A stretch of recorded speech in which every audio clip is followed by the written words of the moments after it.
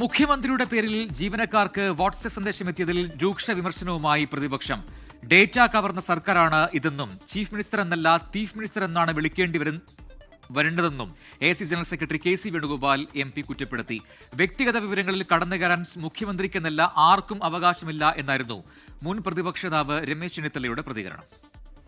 ജനങ്ങളുടെ മുമ്പിൽ മുഖം നഷ്ടപ്പെട്ടു നിൽക്കുന്ന ഒരു ഗവൺമെന്റ്, സാധാരണക്കാരന്റെ മുൻപിൽ മുഖമില്ലാതെ പോയ ഒരു മുഖ്യമന്ത്രി, ആ മുഖത്തിന് ഷേപ്പ് മാറ്റാൻ, ഒന്ന് നന്നാക്കിയെടുക്കാൻ, മുഖം മിനുക്കാൻ ഉപയോഗിച്ച ഒരു നാടകമായിരിക്കാം ഇത്.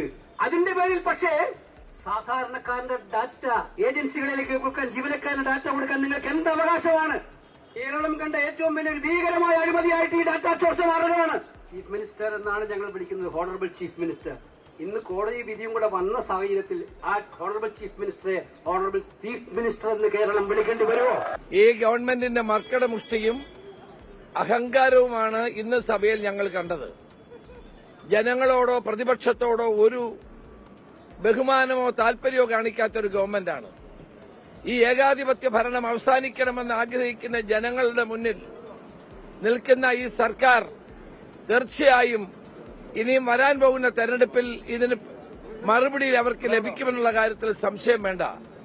ലോകത്തെവിടെയായാലും ഏത് സമയത്തും 24 വാർത്തകളും ഓഗ്മെന്റഡ് റിയാലിറ്റി പാക്കേജുകളും എക്സ്പ്ലെയിനറുകളും വിശദമായി കാണാൻ ഞങ്ങളുടെ യൂട്യൂബ് ചാനൽ നിങ്ങൾക്ക് സബ്സ്ക്രൈബ് ചെയ്യാം.